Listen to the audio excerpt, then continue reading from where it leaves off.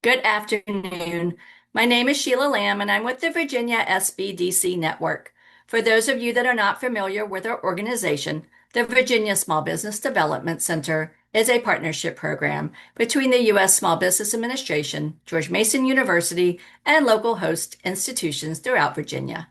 With 26 locations across the Commonwealth, we provide training and technical assistance to small businesses in their local communities. Our one-on-one advising services are available at no charge.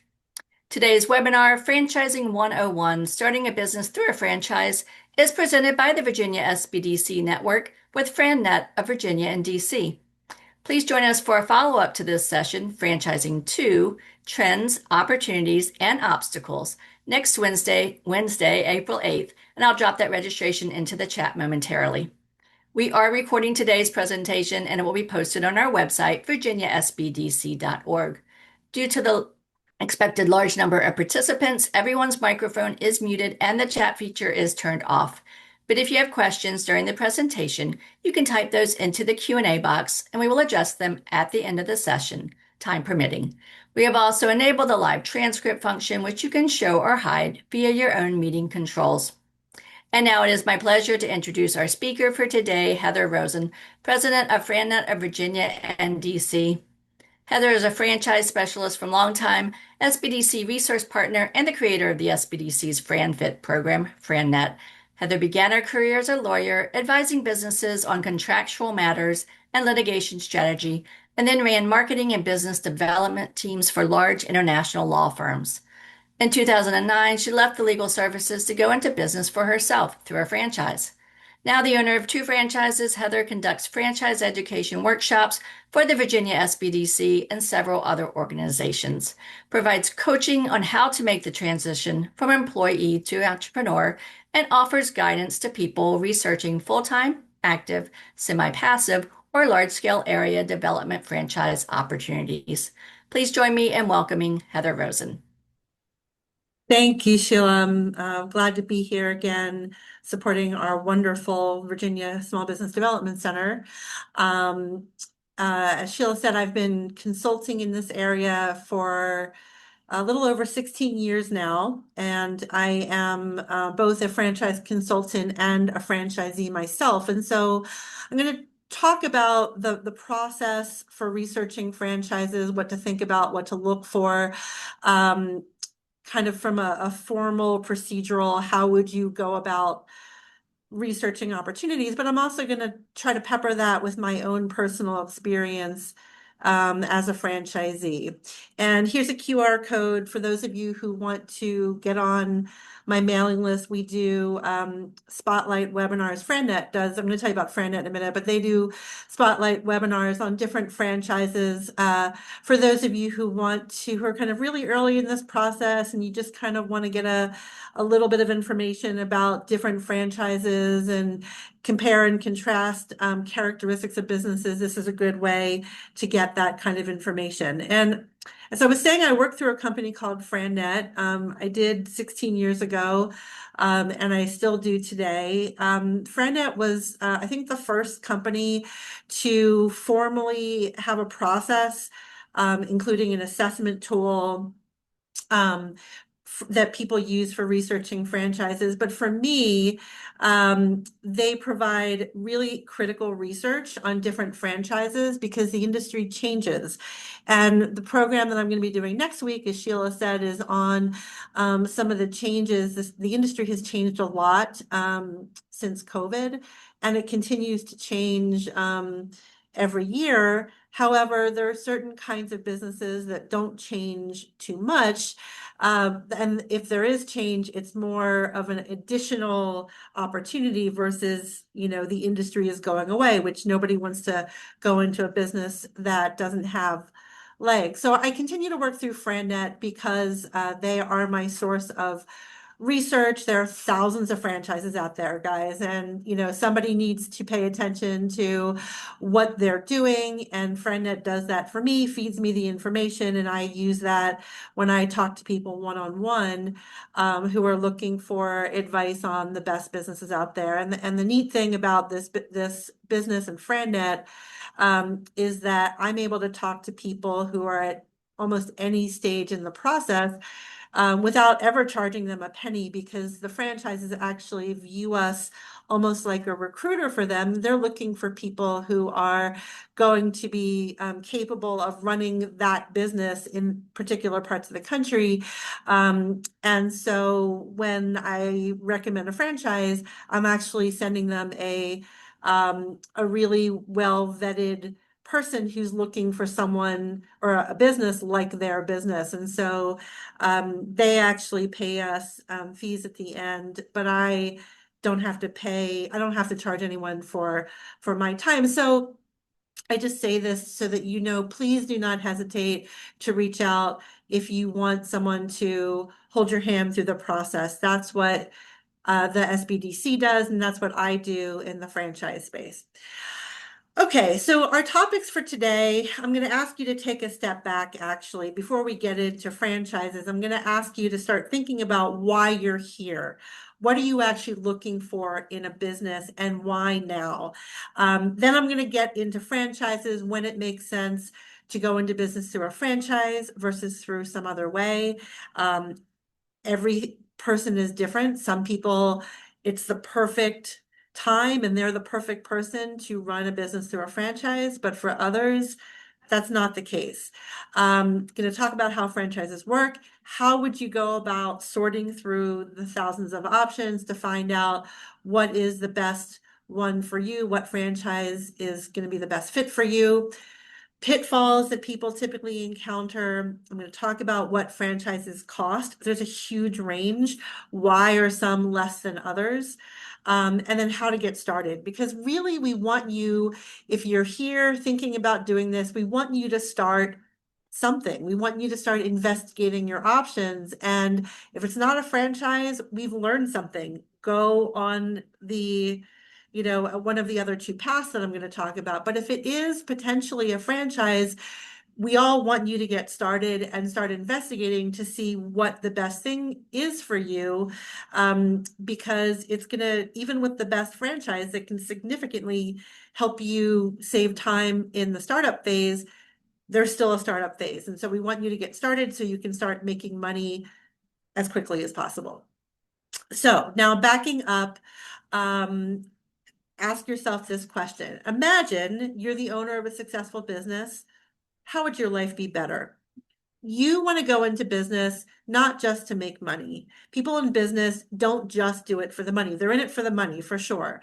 But you actually want to be mindful also of finding a business that's actually going to make your life better. And in addition, starting a business at a time when you're at a crossroads where it makes sense to go down the business ownership route because something currently is not working for you. Things change, our lives change, companies change, and sometimes, when that happens, it makes sense to completely get off the employee path. I'm an employee of someone else, if I were, which I'm not.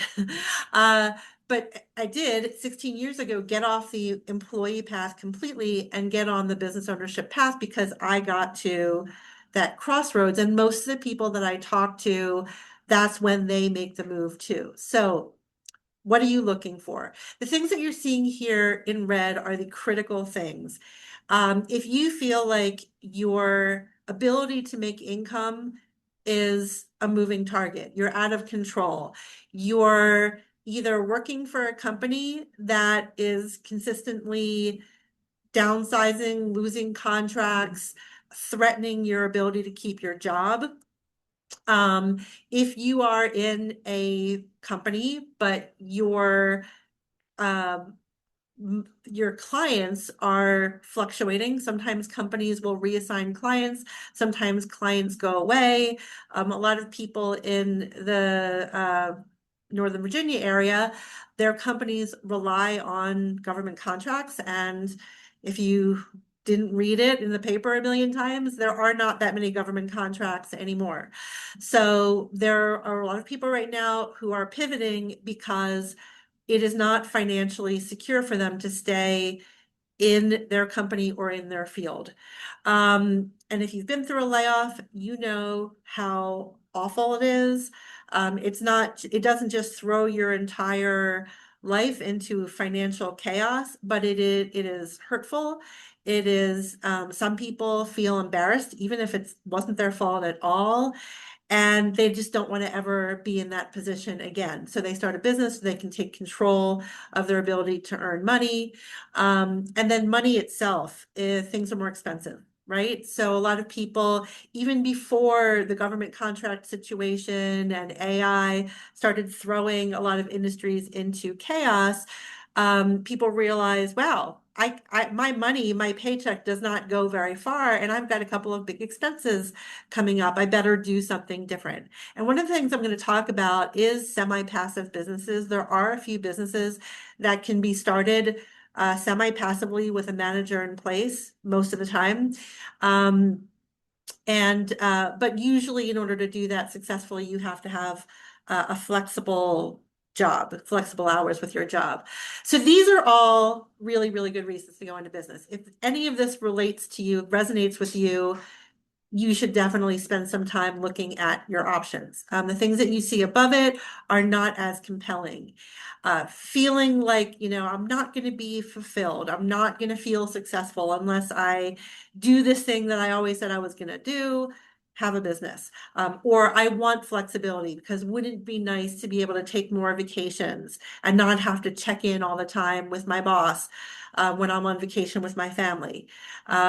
And then just not wanting a boss at all. So these are reasons people sometimes start thinking about businesses, but they're typically not enough to truly motivate you to go into business and keep it going. When you make this leap, ideally into business ownership, whether it's as a full-time owner operator or a semi-passive manager run business owner or flexible business owner, you need to have that motivation, that fire behind you in order to significantly increase your chances of being successful in the business. And I'm just going to say, there's a lot of change right now, okay? Whether you think they're good changes or bad changes, there is rapid change happening. And that is going to stop a lot of people in their tracks who have this dream, this motivation, a really good reason to go into business. They're going to be sitting there going, but what if, what if, what if? And I'm here to tell you, there are businesses that don't really get impacted by the kinds of changes that we are experiencing and that we might experience. Even changes like COVID, a lot of businesses stayed afloat, and some of them even did a little bit better. For example, Zoom, the platform that we're using right now, did significantly better during COVID because everybody was forced to get used to it. So when there's change, there's also opportunity. Do not be afraid of change. Change also is going to literally create millionaires and billionaires, but only those who are bold and go forward in business. So then if you found a really good reason, if you've identified a really good reason to go into business, then the question becomes, what kind of business? And there are three major ways to do that. One is start completely from scratch on your own. Another is to buy somebody else's business, and that could be a franchise. Franchises get bought and sold just like independent businesses. And the third way is to start a new location of a franchise with the help of a franchise. And there's no one right way, as I said before. Starting businesses from scratch is what most people do, okay? It's the cheapest. And nobody tells you what to do. People like the fact that they can be completely innovative. They don't have to pay anyone for their help. They don't have to pay a business owner for what they've built. And if it works, they can become very, very rich, and they've started it on a shoestring. The disadvantage, of course, is that most of these businesses after 5 years, or at least half of them, are gone. Because people have to create the systems. Usually people who go into business on their own they may know a piece of it. There are people who cook and they decide to start a restaurant. There are people who have a hobby like making jewelry and they decide they're going to start a jewelry business.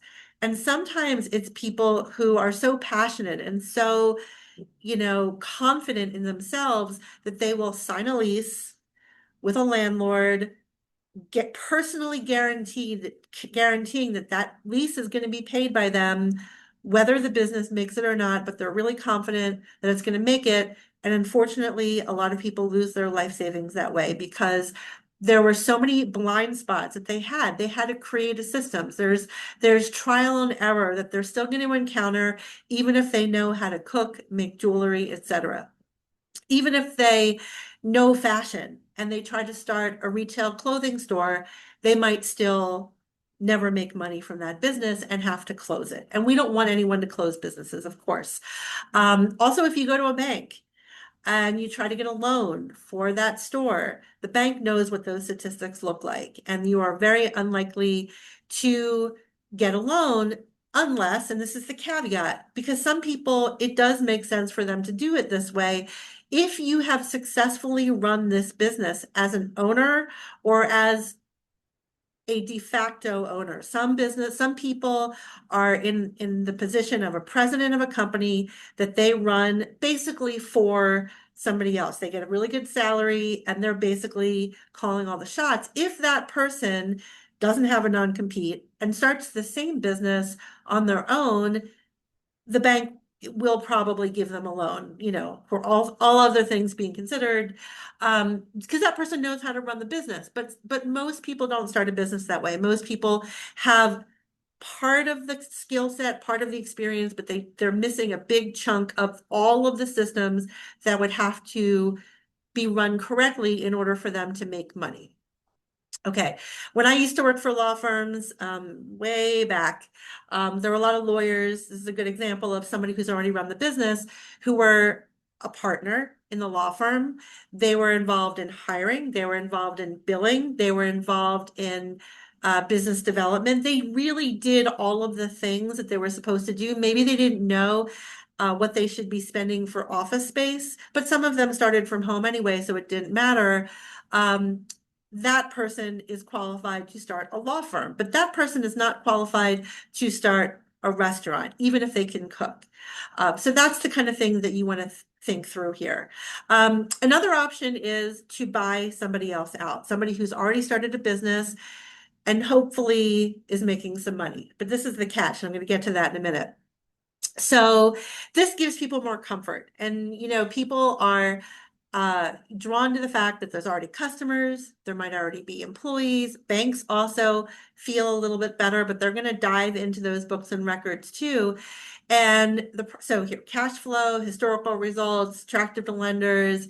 If it's a business where you need a location, the location's already set up, employees are already there, systems may be in place. And in some cases, with a really motivated owner, you might not need to go to the bank, which sounds great because then you don't have to worry about somebody who actually knows how to value a business telling you, not so sure about this one.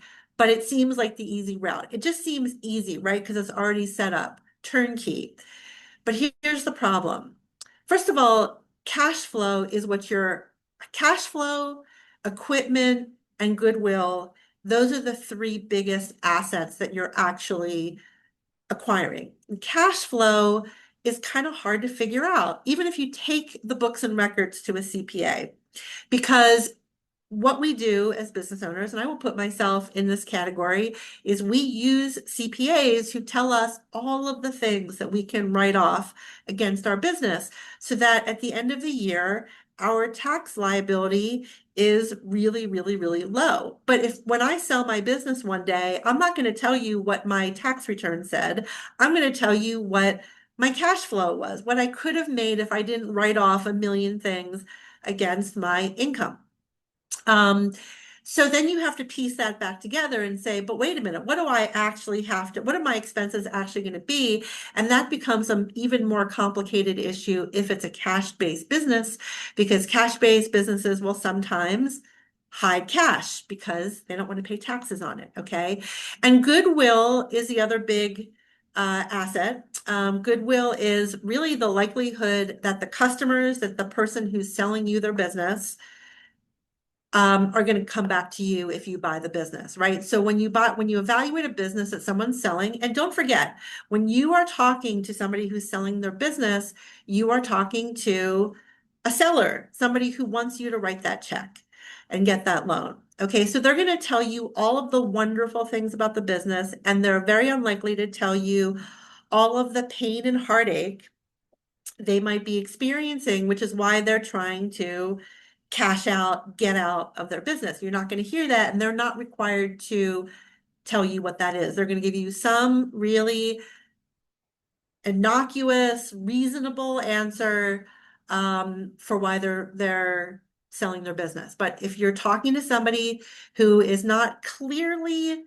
visibly ready to retire, there's probably something else going on. And when they hand you the customer list, here's all the customers that we have. Isn't this great? You don't have to create those customers.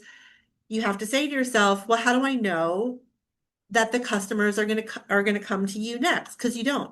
You also don't know whether the employees are about to walk out the door. If the employees are part of the reason this person might be wanting to get rid of their business, and employees can leave, they can go work for your competitors. And what would that be like? How would that feel if you acquired a business and you found out the employees are problematic? You're not going to get to talk to them before you sign the check, and you're not going to get to talk to the customers before you sign the check. Okay, so there's a lot of guessing you have to do. Also, don't forget, if you're buying a business from somebody and they are not in debt, they did not borrow money that they haven't paid back, don't forget to factor in the money that you're going to have to pay now to the bank if you're taking out a loan to acquire this business. Because look, if somebody's selling their business and it's profitable, they're going to charge you a premium for that goodwill, the customer list, what they've built up, the reputation which you're going to inherit, they're going to charge you for that. So you're going to be basically paying in advance for future sales that you're going to get, that you're going to get basically because you're inheriting the customers. You're going to be prepaying, another way to look at it, for future revenue. So you're going to have this debt. Don't forget to factor that in when you're looking at what you're actually going to end up with, if you even were able to generate the kind of revenue that the seller was able to generate. And then, of course, not all sellers, buyers, or not all business owners are good at training you. With small businesses, there's typically not a employee manual, operations manual. A lot of the information, especially if it's an independent business, it's up here for them, and they have to remember to tell you things. And eventually, they're not going to answer your texts or calls or emails anymore. They're going to be on to the next era of their life, and you're going to have to try to figure it out on your own. Okay. So as you can probably figure out by now, a lot of these things also apply if you're acquiring somebody else's franchise that they start, right?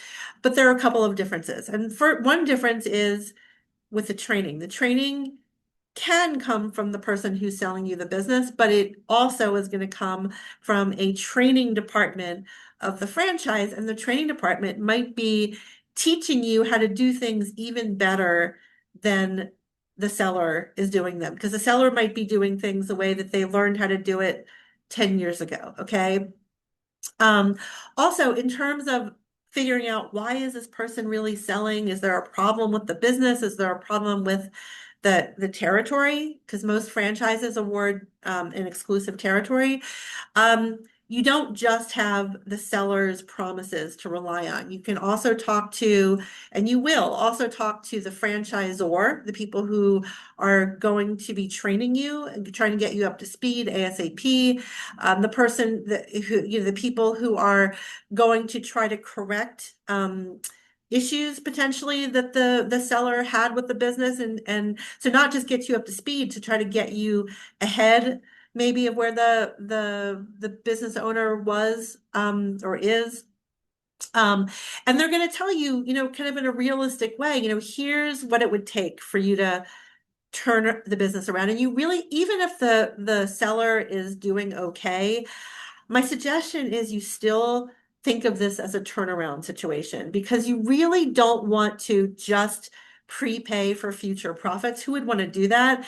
The idea in acquiring a business is to take what's there, get that same bottom line, and then increase it, grow it, double it, triple it.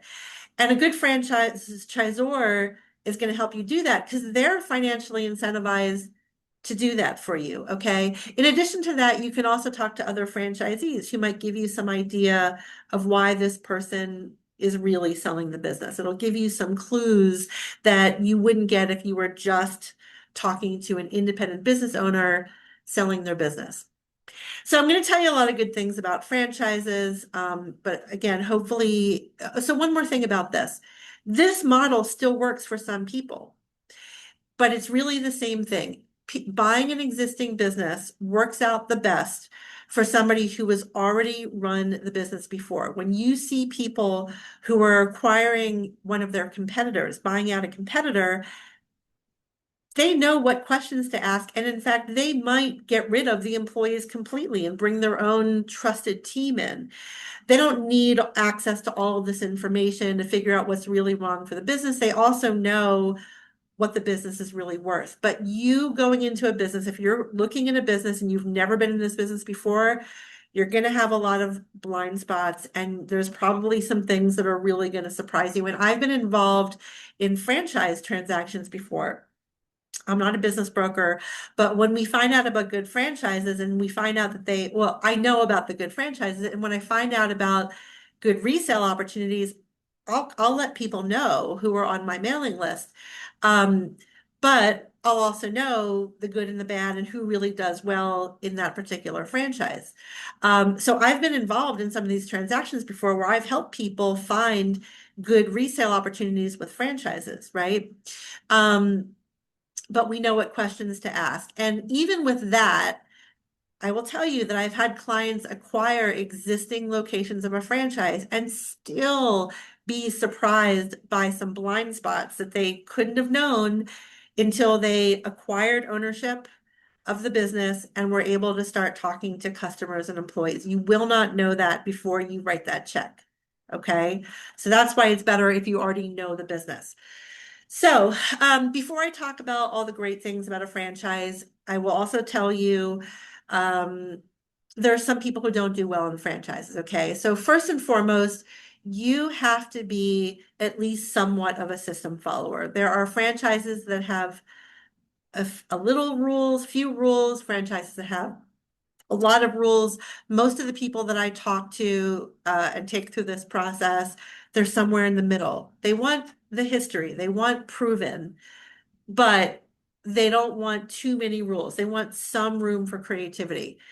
There are also people who are just simply not rule followers. They want to listen to somebody else's ideas, but at the end of the day, they want to do things their way. That's not a good person for a franchise. So, uh, those of you who know that you're not rule followers, and if you're not sure, and if you're in a relationship, ask your spouse. That those people really shouldn't go into business through a franchise, okay? Because you cannot expect to have the same results as other people if you are following a different program. If you are, if your business plan, what you're doing every day is different than everybody else's, you can't possibly expect to have the same financial results as them. So you have to be at least somewhat of a system follower. Um, and I told you before that franchises usually have exclusive territory. Most of them do. Most of the business to business franchises don't have exclusive rights, and I'm not going to go into the reasons, but uh, most of them don't. Well, I will tell you the main reason is because businesses normally have more than one location, and they want people to come in and develop relationships with the whole business entity, develop accounts. So if they limit people to one zip code, then you're not going to be incentivized to get the Amazon account, to get the Google account, right? So the territory the way it's carved is different. But with business to consumer franchises where you have a product or service that you sell to people, usually there's exclusive territory defined by zip code. With retail, it's usually defined by a specific location and a protected half a mile to 1 mile radius usually around that address. Um, your contract is going to say, this is yours. We're not going to put anyone else in there.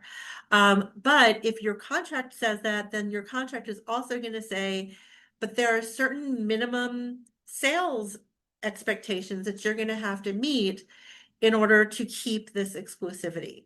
And what you do when you're investigating the franchise is you talk to other franchisees and you say, how easy is it to hit those goals, to hit those benchmarks? And what you should be hearing is, listen, if you're not hitting those benchmarks, you're definitely doing something wrong. That's a really low benchmark, okay? But still, this is for somebody who is more goal oriented, more committed. And that's why I spend so much time on that slide about what is going to motivate you. It really, really helps to have something that is pushing you. Hey, if I continue down the same path I'm on, we're going to have big financial problems, or we're going to have big lifestyle problems, or both. Um, if you have that kind of motivation and you have the correct skill set, which we'll talk about, you should be able to hit the most annual sales goals for the franchise, but it's there.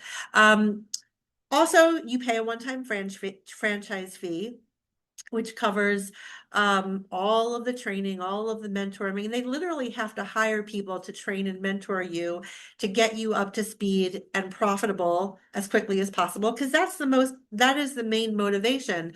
When people look at franchises, of course, nobody wants to pay a franchise fee. Nobody wants to pay royalties. Royalties pay the salaries of the people who the franchise employs to work for you. Nobody wants to pay that. I pay it for two different franchises. But the reason you do it is because you have done your homework and you have seen that people who start and continue the business through the franchise, they're profitable quicker and they tend to make more money than independent businesses that they see that compete against them in the marketplace. So you're going to have to pay it. There is also going to be a renewal fee after your contract gets renewed. Typical franchise contract lasts for 10 years. And you have that choice. You know, you don't have to renew it. You can go and do something else.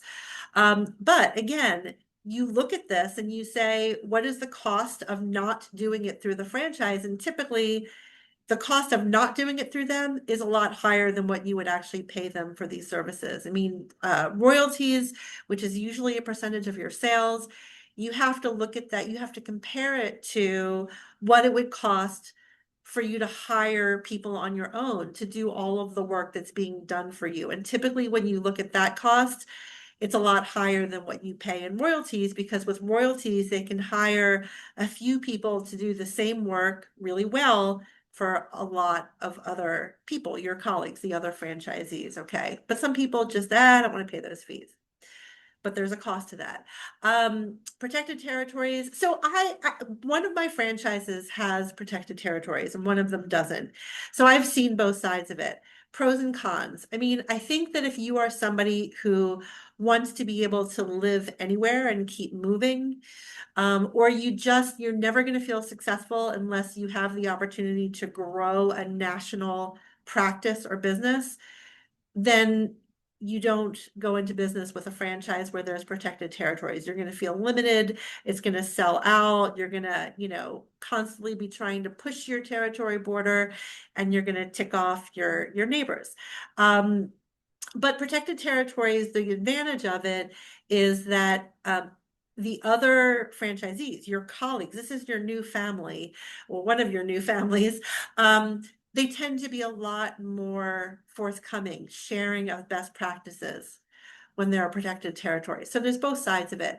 You do sign a contract. It's a commitment. You can get out of a contract. You can get out of most contracts, but there might be a cost, especially if you try to get out early before you've actually produced any revenue for the franchise. When this is a misnomer, when you pay your franchise fee, that is typically not a profit center at all for the franchise. That just barely covers their cost of recruiting and mentoring you. The real lifeblood of a franchise, what they're really after, is the royalty. That's what franchises are looking for, is to generate more and more and more royalties for you. So, if you haven't generated any royalties for them, that's where it could get expensive to get out of a contract, but they're not going to keep you in. But that's why it's so important to do all this research first. I mean, you can really narrow down your choices and increase your chances of finding something that you actually want to stay with for years to come by doing this research correctly. And you don't just want to go with the really well-known franchises. There's a pro and con of being really real well known, which is if you are with a franchise that has hundreds or even thousands of franchisees, and especially if it's a food franchise, and that's where you typically see numbers like that, that means that anything that happens to any of your colleagues, any of the other franchisees, or happens with the CEO is probably going to make not just local news in their territory, but it's going to make national news. And people are going to stop coming to your business and buying from you because of something that somebody else has done. I think the sweet spot in franchising, and I don't think this has been written in any books. I may have written about it in some articles over the years, but I think the sweet spot is to find a franchise that flies a little under the radar, still has a proven track record of success, still makes enough money for you, etc. But it doesn't make national news when something goes wrong. And we're talking about businesses like Chick-fil-A, Subway, McDonald's. These are the ones that I get questions about a lot.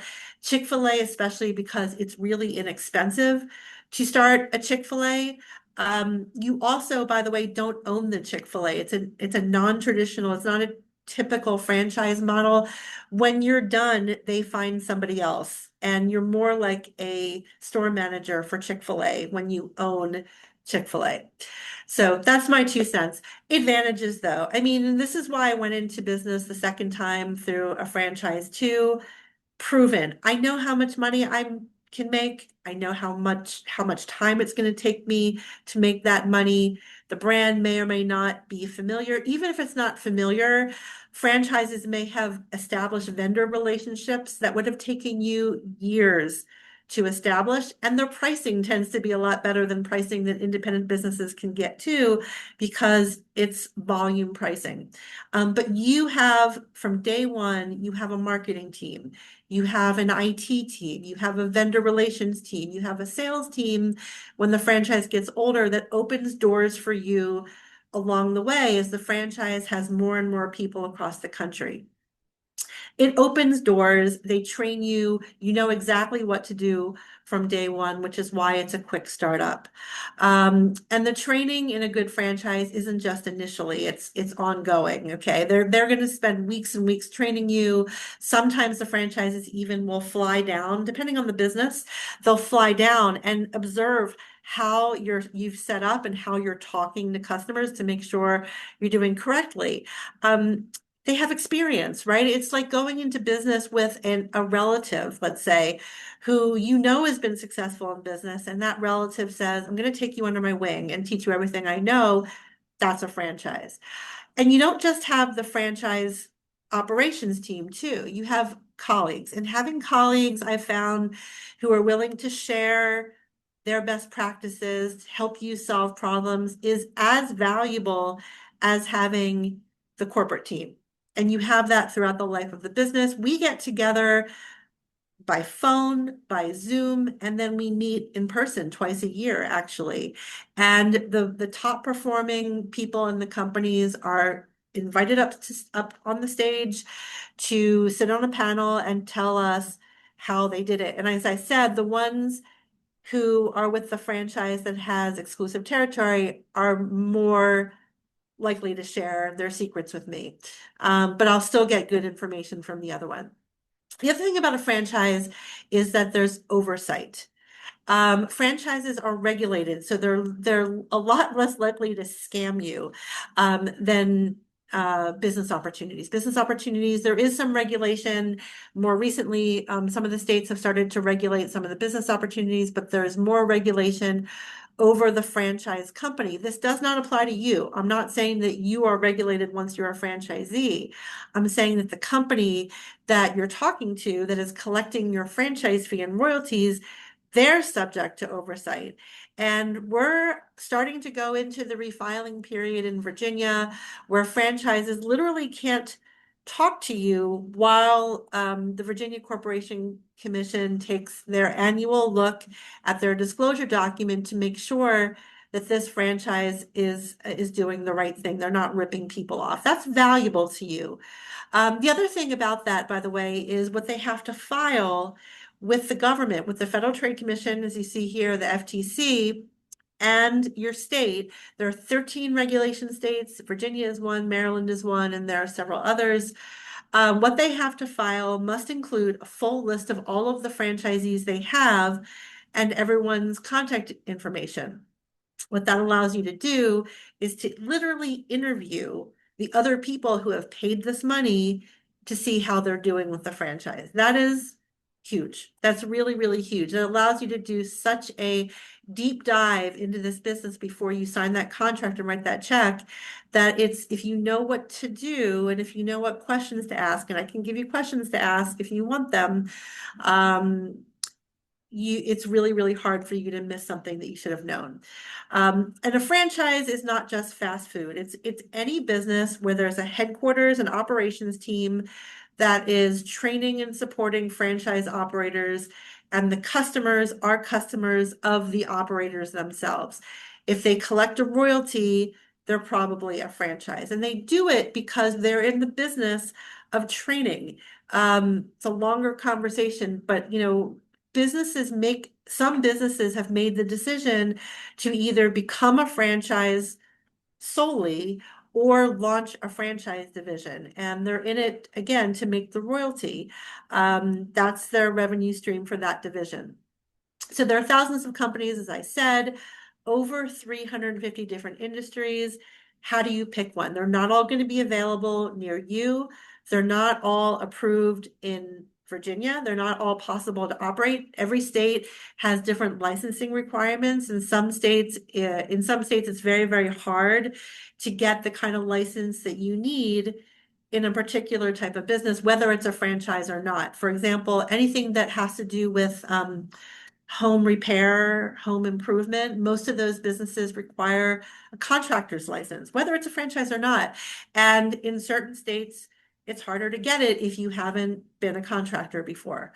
Franchises sometimes have a way around it where you can utilize another franchisee who has the license. That person becomes, you have a contract with them. I'm not exactly sure how they work it, but it's legitimate and they do it all the time.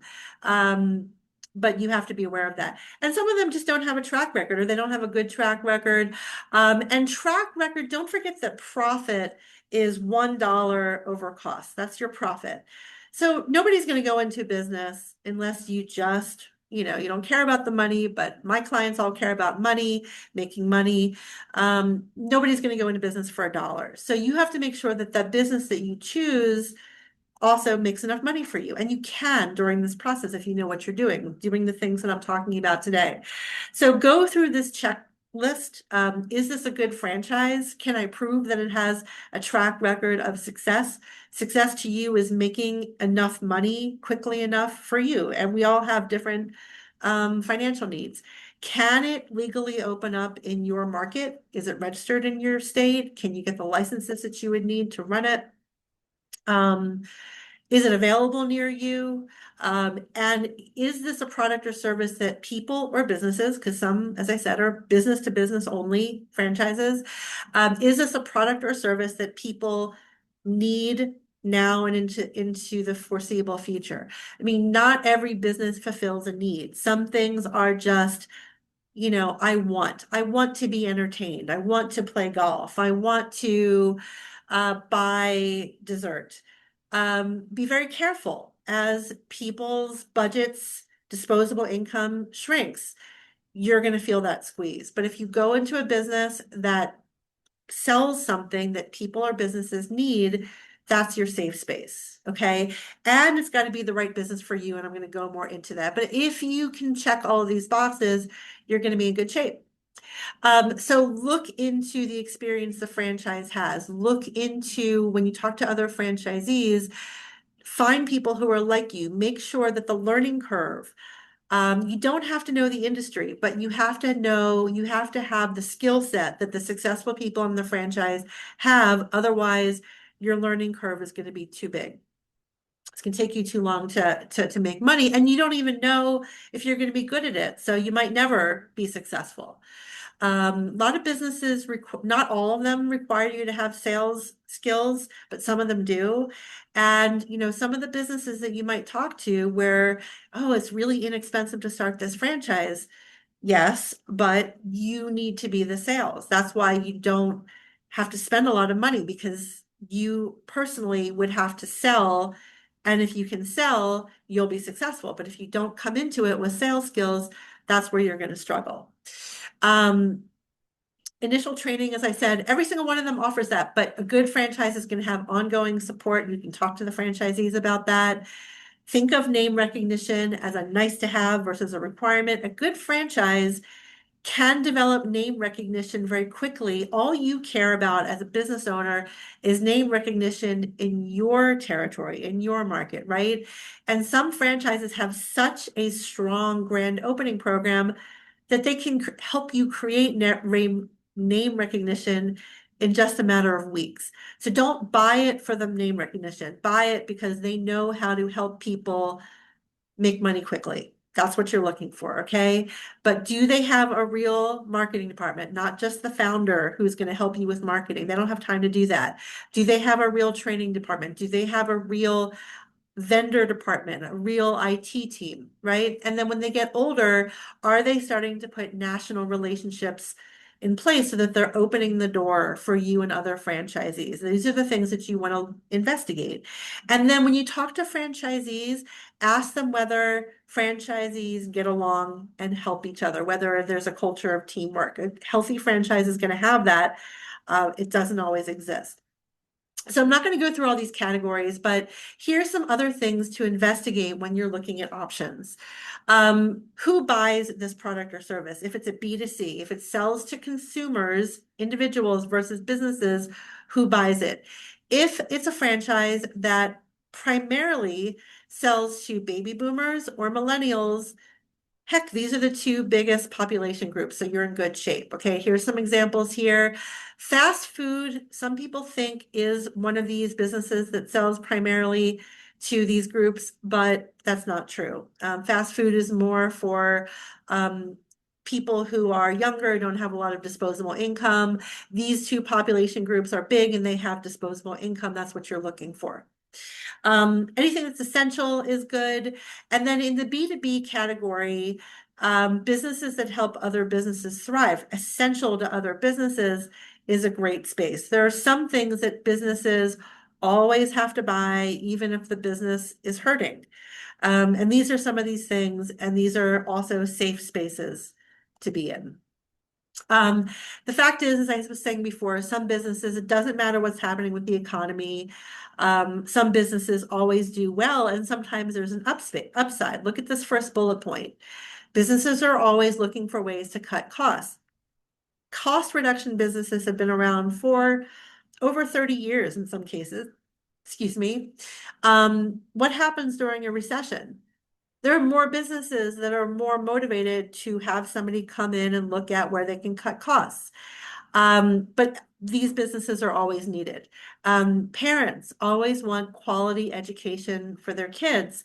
Not just tutoring businesses, but think about when parents who have little kids, school ends at 3:30 in the afternoon. If you have two working parents, they have to keep working past 3 or 3:30 usually. So the businesses that provide education, but also after school care, summer care, will always do well. That's not going to change. People are always going to own homes. They have to fix them. They have to improve them. When there's a lot of change that causes people to move, these businesses get even busier, but they're always in need. Commercial property maintenance businesses, janitorial, flood and water damage remediation businesses, always in need.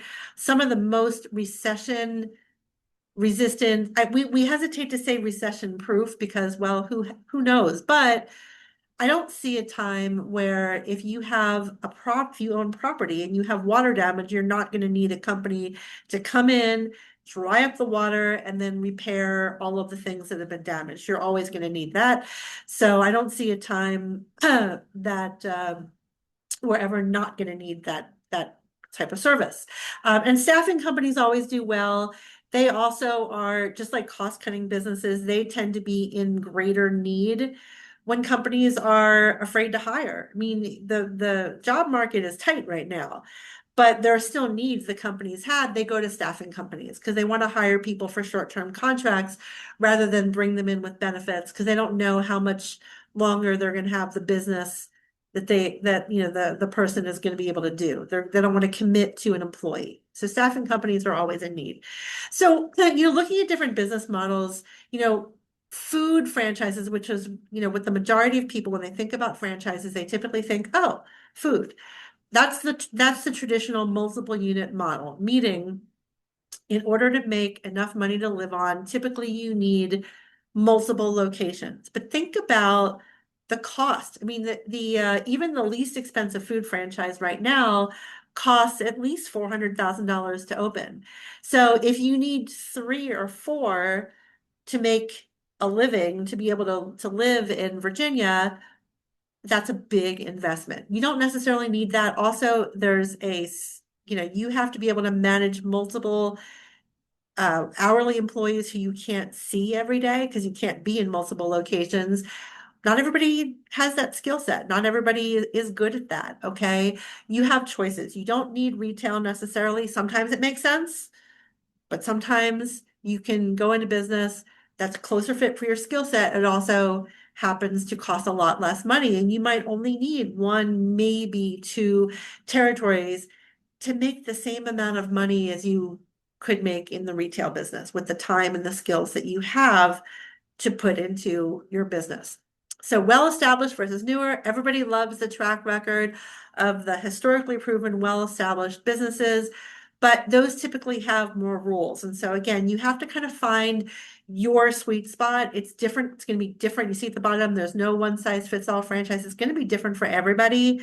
So we have to figure out. And part of the assessment that I'm going to offer you is let's figure out where you fall along the rules compliance spectrum. Okay. Newer franchises also are going to have more territory, obviously. So sometimes, you know, when people are researching different franchises, yeah, they found this really great franchise, but the franchise with a much better territory already belongs to somebody else. So sometimes we drop down to slightly younger territory or franchise that has better territory available and may have less rules with still a really solid track record. And I'm telling you this, I've placed people in some of the most recognized franchises that there are. It's just there's no one size fits all. It really depends where you're trying to open and who you are and what you're looking for. So structured versus flexible is a choice, full-time versus semi-passive versus regional area development. That's a whole other ballgame. For people who want to grow really big businesses, you have to have a completely different skill set for that, but that is out there as well, and people don't know a lot about it. There are some work from home franchises, and sometimes you have to rent space. But obviously, if you're working out of your home office, you can save a lot of money. Your overhead's going to be significantly less, and you'll have a lot more flexibility because work from home also means work from a hotel room, even work from a cruise ship. The cruise ship speeds right now for the premium package, they're pretty fast. And my brother-in-law travels for months and months out of the year and works from a cruise ship cabin most of the year. That's a possibility for some people. And then there's a big difference in expensive, obviously, a work from home versus work from a store. In that semi-passive category, we really are very careful about saying something is semi-absentee, semi-passive. I've always said you have to be really careful if a franchise says you can run it semi-passively. Most of them really can't be run semi-passively. The business still needs to run regularly. There are some exceptions, but most of the time, semi-passive means there's a manager in place and you manage the manager, and the manager can take on day-to-day responsibilities, but obviously the business model has to have enough of a profit there to be able to pay a manager. Here's some of the categories where I've seen some of those businesses where there are a lot of people running the business with a manager who handles the day-to-day. Not a lot in food and not a lot in home care, home health care, or child care. There's just too many moving parts in both of these types of businesses. So for you trying to figure out, you're thinking, yes, maybe a franchise makes sense. I would really like to have the help from an experienced franchisor, get up to speed really quickly. Um, Take the time to start developing what we call a business model. What are your financial goals? What are your lifestyle goals? Where do you want to be working? Do you want to be working from a cruise ship, or do you want to have a retail store that you or your manager have to open and close every single day? And not just today, think into the future. Maybe in 10 years, you have little kids now, maybe in 10 years, your kids are going to be in college, and maybe you want a business where you can prove that other people in this business in 10 years were able to get it to a semi-passive state where a manager is running most of the day-to-day, and the owners are only working 5, 10 hours a week. That exists, but not every business is like that. So you have to understand what you're looking for before you find the solution. And like I said, think about your transferable business skills. These are the 4 core business skills. Um, Notice what's not here. Technical skills. I mean, management and operations, there's a little bit of that, but really it's more management than the operations. Most franchises don't want you to be delivering the product or service. Most of them want you to hire somebody, a contractor, or maybe somebody at the franchise headquarters to deliver the product or service. They want you to have either management skills, usually, or marketing, or sales, or customer service. Even better if you have more than one. If you don't have any of these, go and develop those skills and come back to it. But there are different businesses too for people who are good at each of these things. Okay, so it's about finding the right business where their top people are just like you. Um, so not every business, not every franchise has employees. Some of them do. Sometimes people don't want to have employees, or they should be thinking very carefully about that because they've never managed employees before. You don't know if you're good at it yet. The learning curve might be too broad.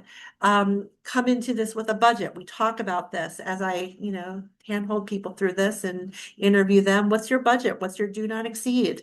Let's find something that you can do within your budget that also makes enough money for you to want to stay in this business. Where do you want to be working? What hours do you want to be on, and what hours do you want to be off? I mean, sometimes I talk to people, they don't ever want to be working after their kids get home or on a Sunday. I mean, everybody's different. Like I said, other people, they just want flexibility. They just want to be able to make their own hours. It's all about what's important to you. Some businesses, sometimes we look for businesses where there is a role for their adult children so that their children can be brought into the business, or their spouse's retirement plan is to retire with benefits from their job, and in 2 years there's a role for them that they like in the business, and we involve them in the conversation. How many locations do you want to be responsible for, and what type of customers? B2B franchises where your customer is other businesses, they're very different from business to consumer. And even within the business to consumer sector, who is your consumer? Is it a parent? Or is it somebody who is a homeowner? Usually the women in homes make a lot of the decisions. You'd be surprised. I mean, some of the businesses that repair or improve homes, the most successful people in those service businesses, home-based, by the way, a lot of these are home-based service businesses, a lot of the owners who are at the top are women because the decision maker is also a lot of times a woman. They do very well. And they come from, corporate jobs where they've had a lot of experience, and they were probably, in a lot of cases, underutilized, underappreciated, and they come in and they just slay in the business. So think about who you want your customers to be, or at least who you don't want your customers to be. Sometimes clients that I've had, um, they think about, well, if this is going to be the parent of somebody who's, like, let's say a tutoring business, and they want to buy from you tutoring services because they want to get their child into college, that's going to be a very, anxious, high expectation person, which is, not going to be somebody that everybody wants to deal with. Okay. So take the time to interview franchisees, top, middle, and bottom, people who are doing well, because you want to know how much their top people are earning, because maybe their top people, they consider themselves successful, but they're still not making enough money for you to want to put your time and money into this business. Um, People who are more average, and some people who are struggling, they're all going to be in the FDD that you get, the franchise disclosure document. Take the time to interview. 6 to 10 is your magic number. Who are you the most like? Look for your franchise twin in that business that you're talking to, that you're evaluating.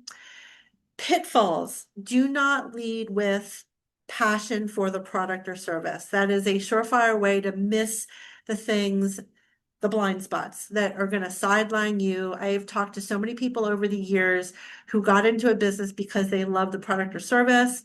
And lo and behold, they disliked the work that the owners do. So start with you as an owner.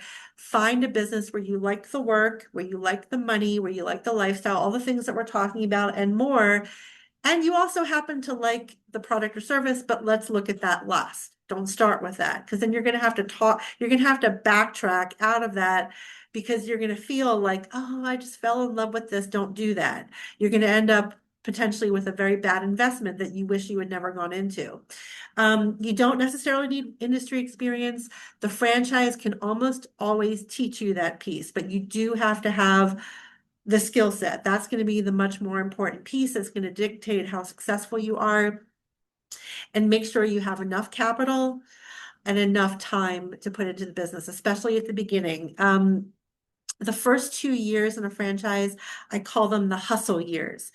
You're going to be working really hard to get your new project, your new baby, if you will, off the ground. And then oftentimes you can pull back. But if you start this business with not enough time, your business is never going to get off the ground properly, and you're going to regret making this decision. Okay. Um, we are going to try to help you very much to succeed. But at the beginning, before you actually sign and put your money down, you are going to be scared. Even if you're not in touch with that, there's going to be some level of fear. Everybody is. It's normal when you're about to make a big decision. When you bought your first house or your second house or your third house, you probably felt this too. But in this case, when you're researching franchises, there's so much research that you can do that it's a leap of faith, but it's a small leap of faith. You should be able to look at all of the research and go back and do additional research and say, well, all these other people did well. I'm as qualified as them, if not more qualified. Why wouldn't I do well in a similar part of the country? Okay. The search process, by the way, takes about 3 to 4 months. As I said before, in Virginia, the franchises are just now starting to refile their documents.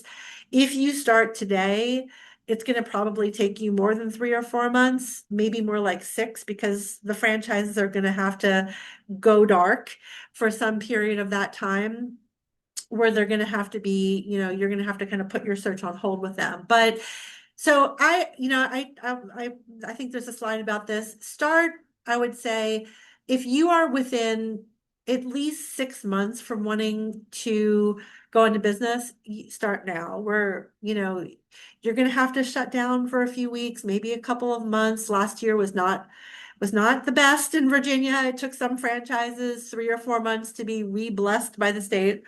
And again, this doesn't impact you once you're in your business. Don't worry about that. It's a consumer protection measure at the end of the day.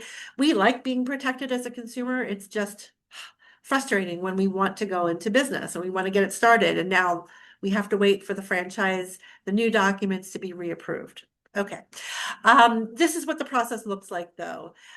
You should start by building this business model. What am I looking for? What do I want to avoid? You start with a set of franchises that could fit During my process, we also have a search strategy where we can compare and contrast different characteristics of businesses because I know about all of these businesses. So that when we rule out businesses, it's not just the business, we rule out an entire category of businesses. Um, and we go forward until we find reasons that it doesn't work. And if we find franchises that seems to work, we start talking about financing. We talk to franchisees, or you talk to franchisees, and then you go forward into a discovery day and all that. There's this whole process that franchises follow before it's time for a decision. So I tell you this just to give you a sense of what the process should look like, what not to miss. Do not miss the part where you talk to franchisees. That is the best part of this process. You're talking to people who actually went into business with this franchise. You want to hear from them, ask them questions. They know that this is part of the process. They went through it themselves. Okay. So don't miss that. Don't be shy about that. But during this time, you're trying to find the best thing, and it's going to take you, if you follow this process, 3 to 4 to 5 to 6 months, like I said, because of this dark period to find your business. So if you think you would like to have a business, you found reasons on that other slide to go into business within the next 6 months, start now. Do the assessment, start talking to me or somebody else about this process. Start looking now. Okay. In terms of cost, as I said before, there's a huge range. There are home-based businesses that you can start for under 50,000. I have found that you probably need at least 50,000, including working capital, to start anything that you're going to be able to actually live off of, that's going to produce enough income for you to be able to live off of. Usually the franchises where it's a lot less than $50,000, they tend to be side hustles for people. You're not going to find people who are living off of that business. My travel business is like that. I run that business with my sister-in-law as kind of a side business. I built up my consulting practice. I got it to the point where I've got a really flexible schedule and extra time. Not a lot of extra time, but some extra time. But I have a business partner, and we really do it, mostly for the perks. Very few people are living off of the income that they make as a travel advisor. Okay. So it costs less than $50,000, but people are also making, not even usually coming close to making even $50,000. So if you're looking for a business that you're hoping to live off of, think $50,000 and up. But look, you don't need retail. Not everybody needs retail. Some people do need retail, absolutely. The bigger your space, the more employees that you have, the more equipment that you have, the more marketing you need to spend on, the more expensive it is. The franchise fee that you pay is almost the same from franchise to franchise. A little bit more if you buy more than one license, of course, but otherwise it's about the same. But you're going to pay more because you have more costs with some businesses. So just know, I'm telling you this not as pick this business over that business, but just so that you know that there's a big cost range. If you've put in the time researching a restaurant, I strongly urge you to take a step back and see if you can do what you're hoping to achieve for a lot less money. Also, restaurants tend to be one of the most time intensive businesses that there is. You might have a better lifestyle. You probably will have a better lifestyle if you're not running a restaurant. People don't realize all the moving parts, all the things that can go wrong with a restaurant. Okay.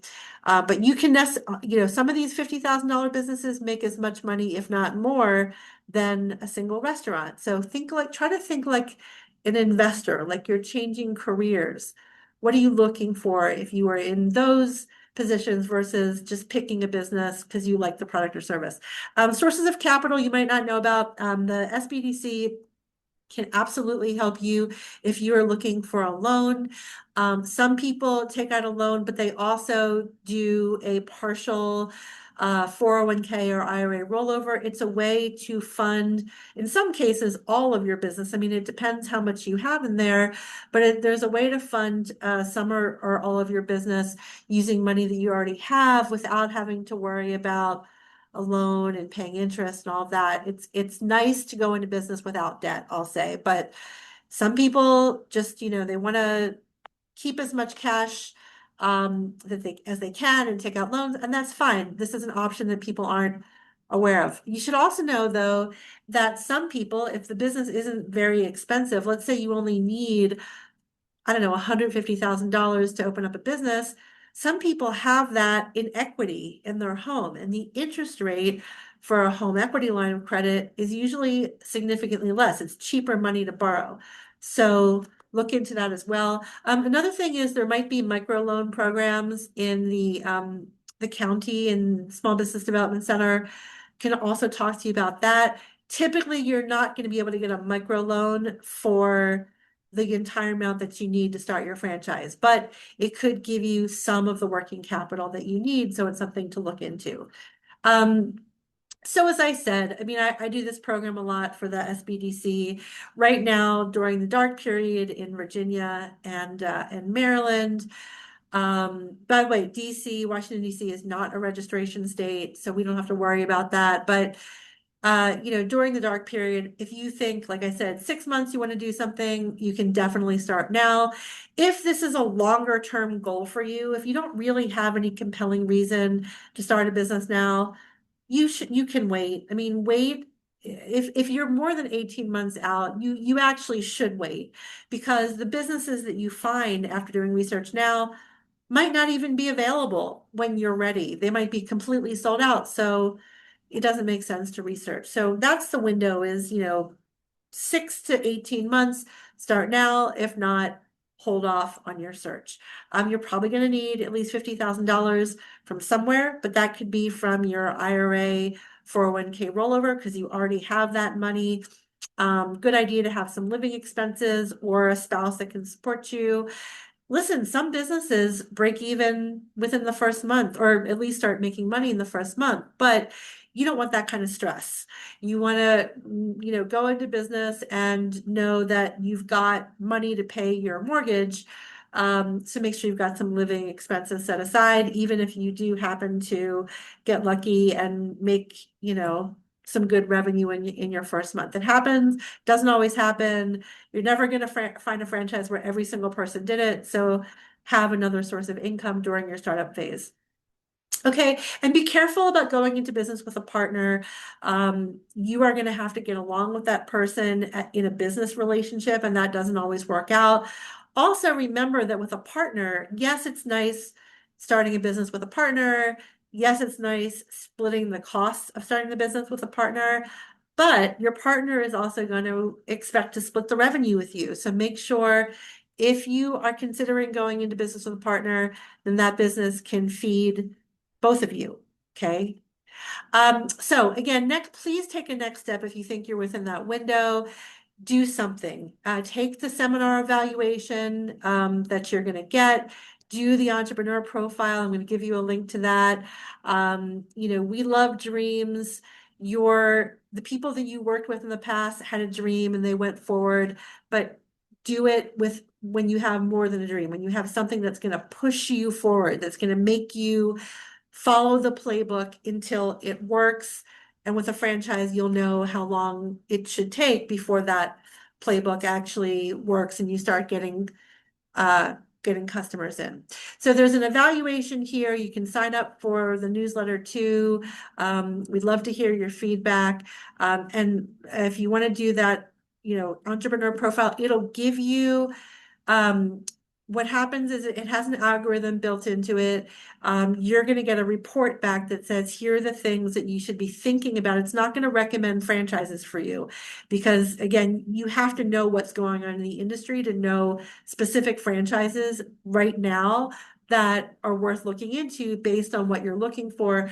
But it's going to give you a bunch of things to start thinking about. If you're in the early stages, especially, it's good to have that based on what it'll say, based on what you said, you should be thinking about a franchise that gives you, for example, long-term relationships, or that gives you, in some cases it'll say it's more prestigious based on what you've said. It picks up on those verbal cues or word cues that you put in your answers. And that's what I have. That is the end of the program. I don't know, Sheila, if you're still I'm there. still here. I'm going to keep my camera off though, just to save Sure. our bandwidth. We have a few questions. Can you hear me okay? I can hear you. Okay, so the first question is, when it comes to sales under franchising business arrangements, the people coming to you will not know the boundary for your exclusive right to operate. Can the franchising business buyer direct customers who are outside his boundary to somewhere else, or how does this work? Can the fr can you, or is the question whether somebody who owns a franchise direct people to their work, I'm not sure. To Can you repeat the somewhere question? else. Yeah, that's what it Yeah, sounds I like to mean, me. so the franchise, well, if they're asking about the franchisor, so there's the franchisor, the company, and then you as you and your peers as a franchisee, right? The franchisor has a website. They can direct people um, wherever they want if they go to the main website, and they will direct them. I mean, you have a contract with them. They're going to direct people in your protected territory to you. Now, if the person is asking whether I, as a franchisee, can target people who are not in my territory, I can, but also I have a contract with the franchise. And so that person can say, hey, wait a minute, I understand that this person inappropriately came to you. I mean, these are your colleagues, right? And so you want to get along with your neighbors. Everybody should do the right thing so that you can be one happy family. The problem is sometimes the franchise company itself wasn't set up correctly and the boundaries are not clear, and that's where it gets into these murky waters. And maybe that's a franchise that you avoid joining. Yeah, it sounded like the our attendee was wanting to make sure what to do to not get in trouble. I mean, not to break the contract. So I think, Well, yeah, I yeah, mean, you want to understand what the contract says, and if it's not clear, ask for clarity. okay. But the contract should lay out everybody's rights and obligations and limitations. Okay, the next one's a little bit long, so let me know if you need me to read it twice. Okay. When it comes to franchising business purchases, adequate due diligence is a critical factor, as you explained. However, when it comes to a need for diversification due to innovation in that market or industry, what do you advise the franchising holder do to avert the problem of oversaturation or franchising business services due to new innovation? And this is an example. There are fax apps now available via Apple Store, etc., which will eventually affect UPS, DHL, etc. So there are some franchises that it would be hard to envision a future. I mean, we don't know what's going to happen in the future. Um, but it would know is we know about AI. We know that it automates things and certain processes. If you look at your business, can what I do get automated? Um, and we also know that there are certain things that the change. We know about certain changes that could come. I mean, the franchises are pretty much all. They're not just innovation. They're not just technology proof. Typically, they're utilizing technology for good. They're using technology to help franchisees bring in customers. Um, if you think about the reason that most companies have franchised in the first place, they've done it because they've chosen that business model because they can't sell their product or service everywhere from their headquarters. They need a person in a territory developing relationships with employees, customers, referral sources in order to really penetrate that territory. So the more of a human factor that is in that business, the less likely it is that the business is going to go away. And the more that you look at, because again, AI is here. We've seen what it's already done, and we know that it's going to continue to automate things. But if I'm selling tutoring services, can somebody go online and get tutoring services? Yes. But is that tutoring service bot going to be able to train the teen the same way that a human can, looking for, verbal cues, looking for visual cues, asking certain questions, motivating them to, hey, not just saying it, but actually motivating them because it's a human who has certain skills, your employee, to actually go back and do the exercises again, less likely. I mean, so I would say look for the human factor in all of it. If you're selling window repair businesses, I mean, a lot less likely there's a human factor. Somebody has to come in and not just measure, but also install and make sure that there aren't any gaps there and fix things that are wrong. So I think maybe that's it. Maybe that's the short. And thank you for that question, by the way. I've never gotten that question before, but I would say, look for the human factor in the business. The more there's a human factor, you need a human to deliver the product or service, the less likely that threat is going to be. The second part of your question that I just remembered was competition and saturation. I get that question a lot. Saturation is something that you can ask about. I mean, very few industries are truly saturated in any market. But if you're worried about it, which you will be, because you're going to be worried about everything before you make this decision, okay? Ask other franchisees who are in the business, what is saturation? What would saturation look like? What at what point, if you were opening up the business, if you were sitting in my shoes, would you worry that this market is saturated? See what they say. Before you're in that business, you won't know what saturation looks like, but the other people in the business will. That was a good answer. That makes sense. Okay, we have two more questions. When you buy an existing business, can you require personal tax returns from the owner? You can. Yeah, but like I said, the owner's tax returns are going to show a much smaller number, probably, than the owner is going to tell you the business is making in revenue. I mean, the owner is paying her or himself a salary from the business. And the business has its own profits, and the profits of the business are being offset by every expense that my CPA tells me I can write off. So you can look at it, but it's going to look very different than the number I tell you my business is earning. So it's somewhat helpful, but somewhat you're going to have to dig a little deeper to figure out what the true profit is after the mandatory costs. I mean, if I have a business where I hire my kids, um, I might be right. We might have a tuition assistance program, where the company pays my kids' college tuition and I write that off. Okay. But the question that you're looking at is, do I need to pay tuition if to somebody in order to have good employees? I mean, if I'm buying a business from somebody who's hired their kids, how easy is it for me to find a good employee who's not my child? Great. So we have one more question. When are franchises expected to be cleared for discussions? Very good question. I do not have any idea.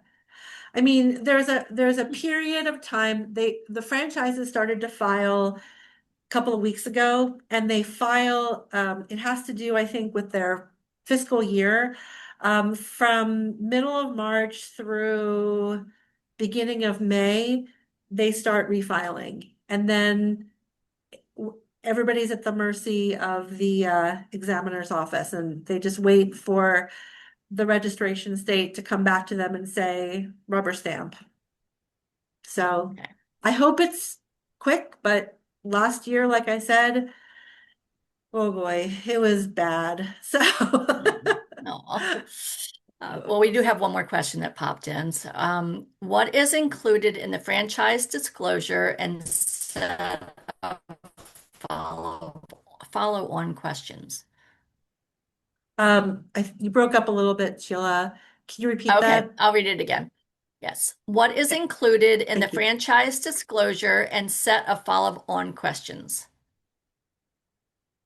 Um, okay, so I'm not sure what the person means by follow-on questions. Maybe you can clarify that. The franchise disclosure is it's how when companies sell securities, stocks, bonds, etc., they have to file a prospectus with the SEC, the Securities and Exchange Commission.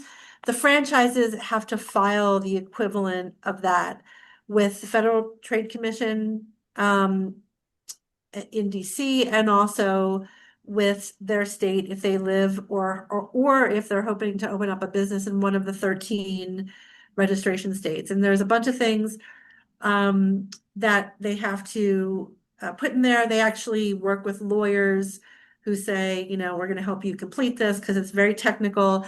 The big things in there that you're going to pay the most attention to is litigation. Has the franchise ever been sued? Have the people who run the franchise ever been sued or accused of fraud?